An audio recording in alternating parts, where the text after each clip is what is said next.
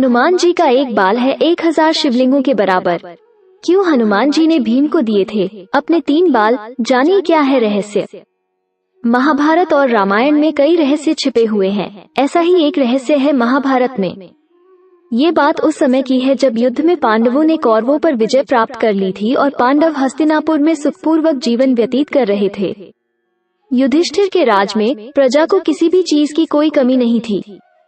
मान्यताओं के अनुसार एक दिन देवर्षि नारद महाराज युधिष्ठिर के समक्ष प्रकट हुए और कहने लगे कि आप सभी पांडव यहाँ प्रसन्नता पूर्वक रह रहे हैं, लेकिन वहाँ स्वर्गलोक में आपके पिता बहुत दुखी हैं। देवर्षि नारद के ऐसे वचन सुनकर युधिष्ठिर ने इसका कारण पूछा तो देवर्षि नारद ने कहा वे अपने जीवित रहते हुए राजसूय यज्ञ करवाना चाहते थे, लेकिन ऐसा वे कर नहीं सके, इसलिए वे दुखी हैं। महाराज युधिष्ठिर, आपको आपके पिता की शांति के लिए ये यज्ञ करवाना चाहिए। देवर्षि नारद के ऐसे वचन सुनकर युधिष्ठिर ने अपने पिता की आत्मा की शांति के लिए राजसूय यज्ञ करवाने की घोषणा की। इसके लिए उन्होंने नारद जी के परामर्श पर भगवान शिव के परम भक्त ऋषि पुरुष मृगा को आमंत्रित करने का फैसला किया। ऋषि पुरुष मृगा जन्म से आधे पुरुष शरीर के तथा नीचे से उनके पैर मृग के थे, लेकिन वे कहाँ रहते थे ये किसी को पता नहीं था। युधिष्ठिर ने भीम को आदेश दिया कि ऋषि पुरुष मृगा जी जहाँ कहीं भी हो उन्हें ढूंढकर सम्मान के साथ यहाँ लेकर आओ। अपने भाई की आज्ञा पाते ही भीम ऋषि पुरुष मृगा को ढूंढने के लिए जंगल की ओर निकल पड़े। जंगल में काफी दूर चलने के बाद मार्ग में एक विशालकाय वानर दिखाई दिए जो कि हनुमान जी थे। भीम भी पवन पुत्र है, इस नाते भीम हनुमान जी के भाई हुए। भीम ने लेटे हुए हनुमान जी को वानर समझकर उनसे अपनी पूंछ हटाने के लिए कहा। तब उस वानर ने चुनौती देते हुए कहा कि अगर वो उसकी पूंछ हटा सकता है तो हटा दे, लेकिन भीम उनकी पूंछ हिला भी नहीं पाए। तब जाकर उन्हें एहसास हुआ कि यह कोई साधारण वानर नहीं है, यह वानर कोई और नहीं बल्कि हनुमान जी थे।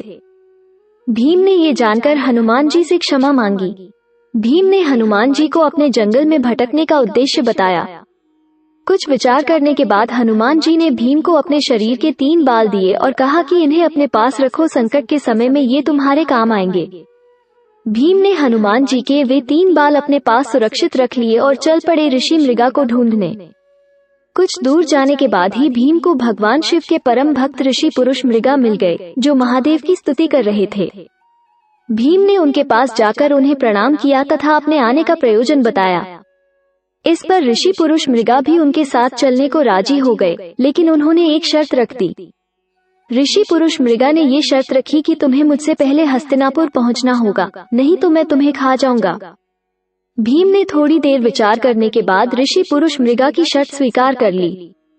शर्त स्वीकार करने के बाद वो अपनी पूरी शक्ति के साथ हस्तिनापुर की ओर दौड़ने लगे। बहुत दूर तक भागते भागते भीम ने जब पीछे की ओर यह जानने के लिए देखा कि ऋषि पुरुष मृगा कितने पीछे रह गए हैं तो उन्होंने पाया कि ऋषि मृगा तो बस उन्हें पकड़ने ही वाले हैं। ये देख भीम चौंक गए और घबरा कर अपनी पूरी शक्ति के साथ शीघ्रता से भागने लगे, लेकिन हर बार पीछे देखने पर उन्हें ऋषि मृगा उनके बिल्कुल पास नजर आते थे। भागते भागते तभी भीम को हनुमान जी के दिए उन 3 बालों की याद आ गई। हनुमान जी ने कहा था कि संकट काल में ये तुम्हारे काम आएंगे। भीम ने उनमें से एक बाल दौड़ते दौड़ते जमीन पर फेंक दिया। वो बाल जमीन में गिरते ही लाखों शिवलिंगों में परिवर्तित हो गया। भगवान शिव के परम भक्त होने के कारण ऋषि पुरुष मृगा मार्ग में आए प्रत्येक शिवलिंग को प्रणाम करते हुए आगे बढ़ने लगे। इसके चलते भीम को दूर तक भगाने का मौका मिल गया। कुंती पुत्र भीम लगातार भागते रहे। फिर जब भीम को लगा कि ऋषि मृगा अब फिर से उन्हें पकड़ ही लेंगे तो उन्होंने फिर से एक बाल गिरा दिया और वो बाल फिर से हजारों शिवलिंगों में परिवर्तित हो गया। इस प्रकार से भीम ने ऐसा 3 बार किया। अंत में जब भीम हस्तिनापुर के द्वार में घुसने ही वाले थे कि ऋषि पुरुष मृगा उन्हें पकड़ने के लिए दौड़े और उन्हें पकड़ ही लिया था कि तभी भीम ने छलांग लगाई और उनका बस पैर ही द्वार के बाहर रह गया था। इस पर ऋषि पुरुष मृगा ने उन्हें खाना चाहा, लेकिन उसी दौरान भगवान श्री कृष्ण और युधिष्ठिर द्वार पर पहुंच गए। युधिष्ठिर ने ऋषि पुरुष मृगा से बहस करनी शुरू कर दी। तब युधिष्ठिर से ऋषि पुरुष मृगा ने कहा कि शर्त अनुसार इसका पैर द्वार के बाहर ही था, अतः ये पहुंच नहीं पाया, ऐसे में मैं इसे खाऊंगा। फिर भी हे धर्मराज, तुम न्याय करने के लिए स्वतंत्र हो। ऐसे वचन सुनकर युधिष्ठिर ने ऋषि पुरुष मृगा से कहा कि भीम के केवल पैर ही द्वार के बाहर गए थे, बाकी संपूर्ण शरीर तो द्वार के अंदर ही थे।